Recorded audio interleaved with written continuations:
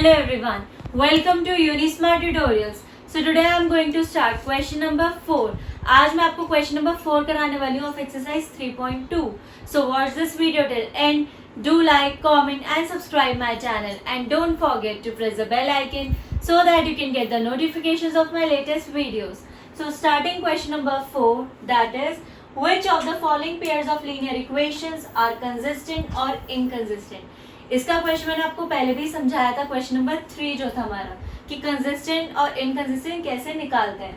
सो अगर आपका कंसिस्टेंट आता है, सो ऑब्टेन द सॉल्यूशन ग्राफिकली. सो हमें उसका क्या बनाना है, ग्राफ, जैसे हमने क्वेश्चन नंबर 1 में बनाया था. सो उसका लिंक मैं अपनी डिस्क्रिप्शन बॉक्स में डाल दूंगी, सो आप वहां से इजिली देख सकते हैं. So starting question number 4, first part, equations are x plus y is equal to 5 and 2x plus 2y is equals to 10.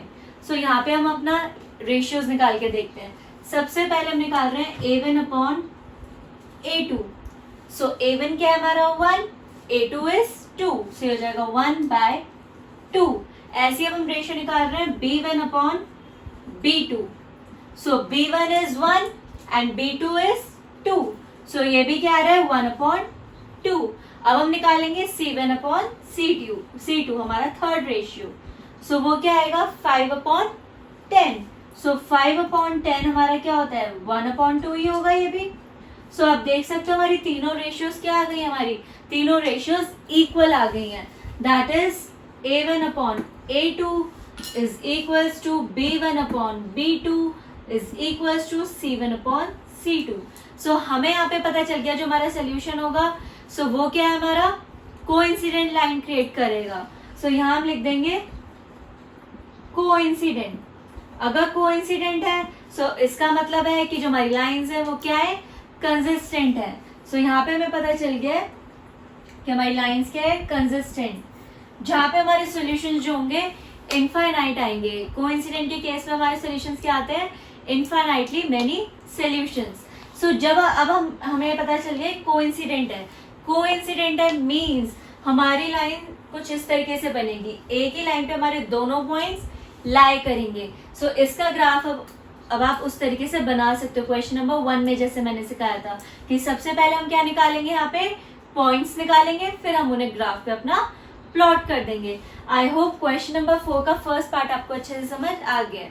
तो थर्ड पार्ट है, हमें इक्वेशंस दी हुई है 2x plus y minus 6 is equal to 0 and 4x minus 2y minus 4 is equal to 0. अब हम यहाँ पे अपनी रेशियोज निकालते हैं. तो सबसे पहले निकालेंगे a1 upon a2. a1 is 2 and a2 is 4, so हो जाएगा 2/4. इसकी कटिंग हो जाएगी 2 1 × 2, 2 2 × 4, दैट इज 1/2. ऐसे हम निकालेंगे b1 upon b2. So b1 upon b2. So b1 is 1 and b2 is -2, सो ये हो जाएगा 1/-2.